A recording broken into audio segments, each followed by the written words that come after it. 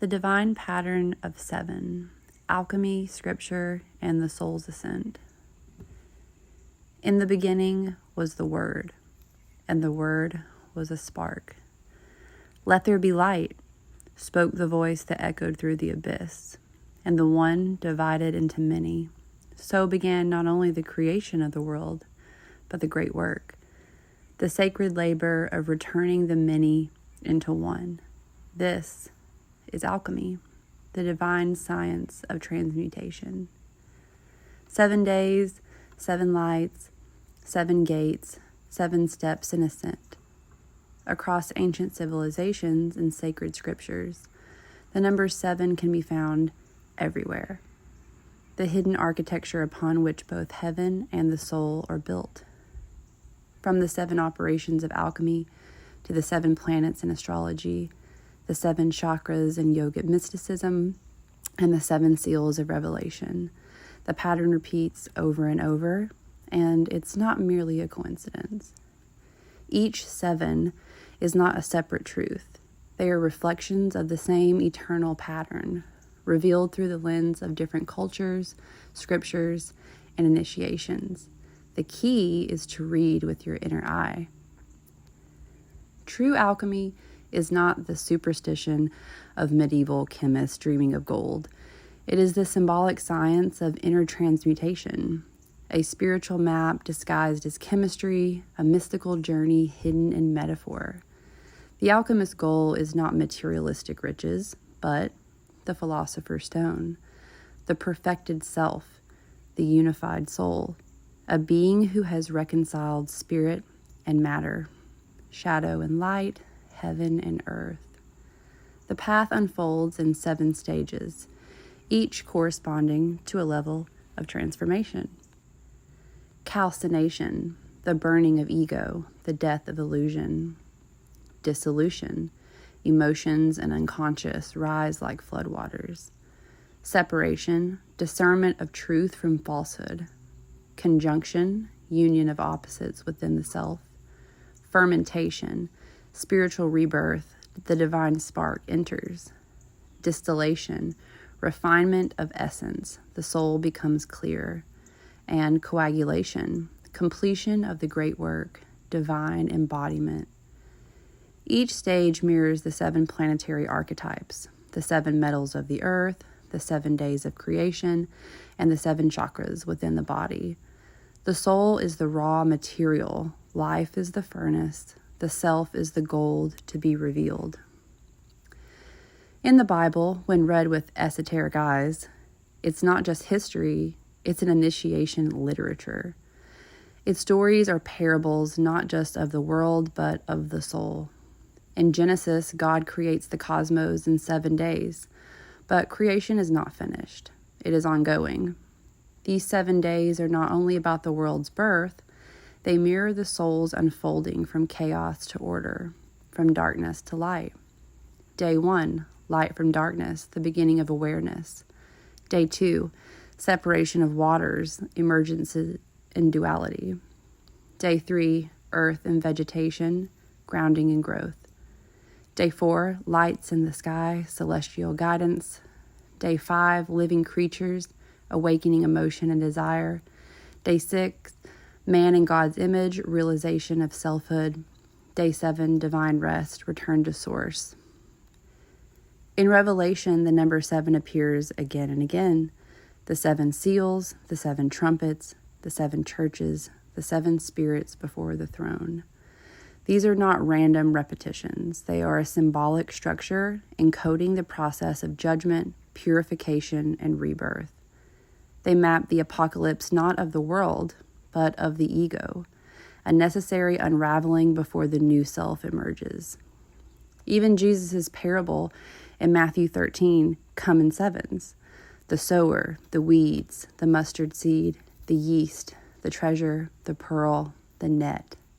Each a layer and revelation of the kingdom, not a far-off place, but the state of divine consciousness within. In these 7s, the soul is shown its own blueprint, first planted, then tested, then revealed, then chosen. I would also like to include the incredible discovery by Greg Braden. It says, in the God Code, Greg Braden explores the intersection of science and spirituality by proposing that the ancient Hebrew name of God, Yahweh, is encoded within the elements of human DNA. Using a system based on Hebrew gematria, Braden matched the atomic numbers of DNA's key elements, hydrogen, nitrogen, oxygen, and carbon, to corresponding Hebrew letters. This mapping, he argues, reveals the divine name inscribed in our very genetic structure. God eternal in the body. Long before telescopes, the ancients knew that the sky was a scroll written by God. The 7 classical planets, Saturn, Jupiter, Mars, the Sun, Venus, Mercury, and the Moon.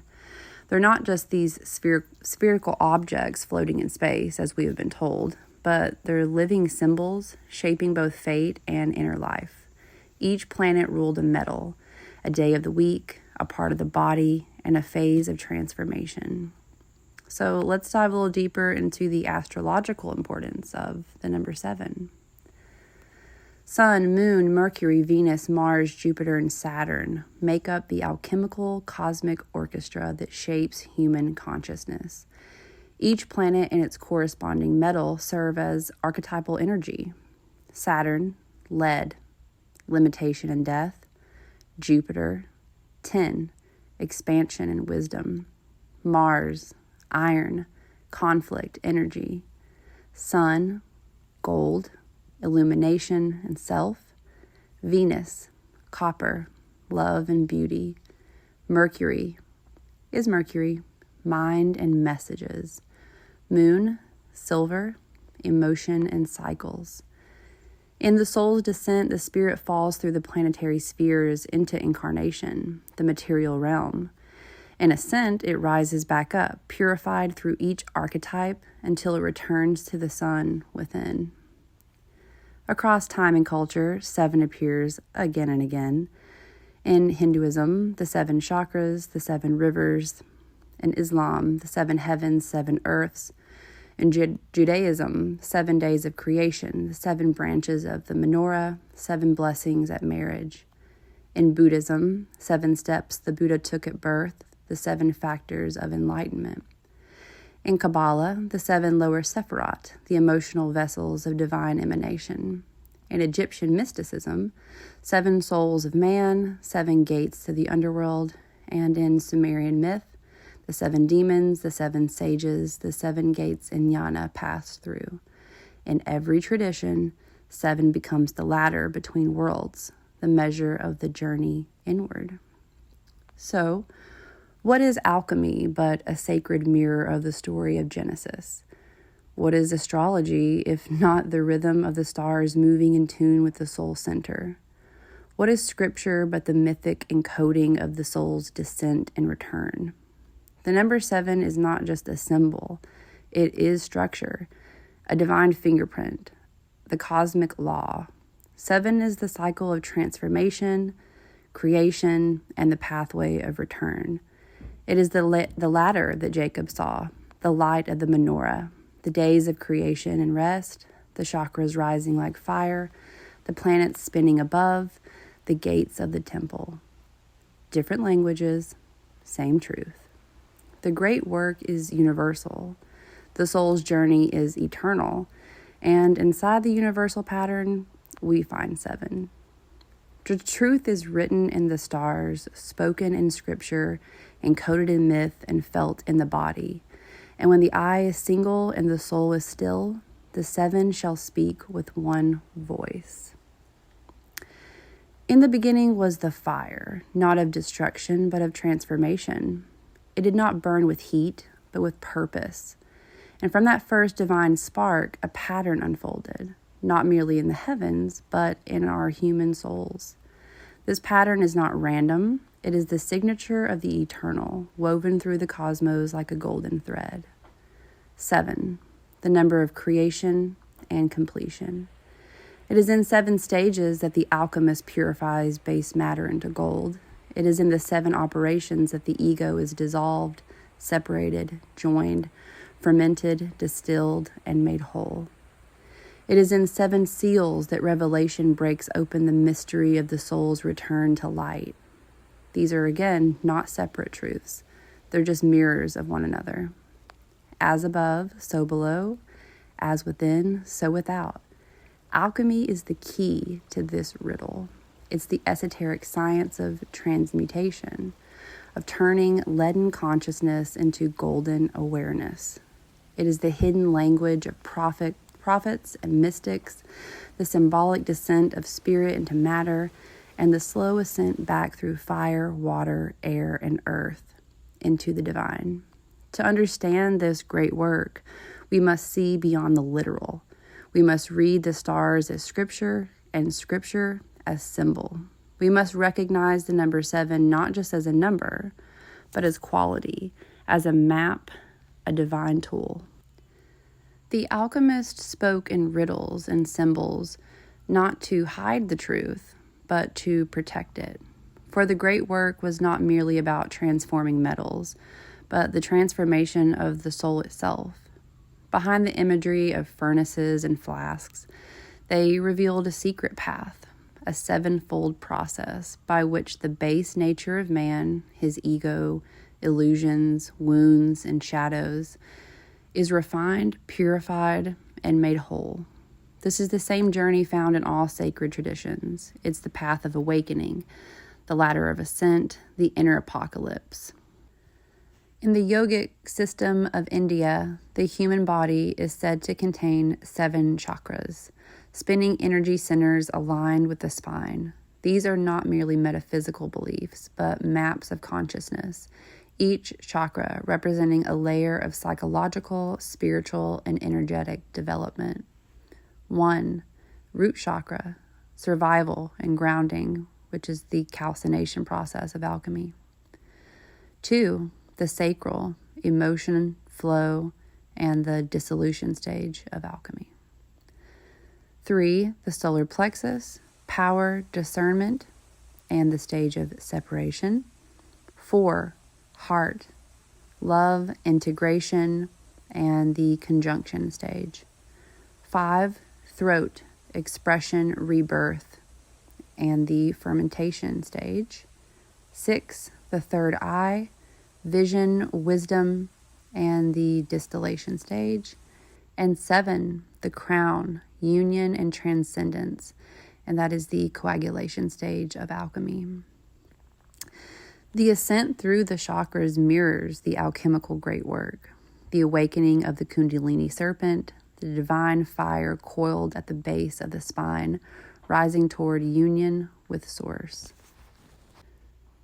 Whether we look to the east or the west, ancient temples or sacred text, the pattern is the same. 7 stages, 7 heavens, 7 gates, 7 lights, 7 chakras. Each system a different language, but the message is one. It is the number of divine order, spiritual initiation, and mystical awakening. A number that invites us to walk the path of transformation with reverence, courage, and faith. Whether we read it in scripture, trace it in the stars, use it in ritual, or experience it in our inner lives, 7 is a sacred key. It unlocks the mystery of becoming whole, the alchemical marriage of spirit and matter, heaven and earth, the cosmic and the personal. To truly grasp the wisdom of the ancients, we must look beyond surface distinctions and peer into the hidden symbols that unite sacred numbers, celestial patterns, spiritual text, and alchemical truths. These are not separate things, but reminders of a universal intelligence weaving its symbols through the stars, scripture, and the soul itself. To walk this path is not merely to study, but to remember, not only to analyze, but to awaken. And I would like to end this with a passage from Proverbs 9:1. Wisdom has built her house. She has set up its 7 pillars.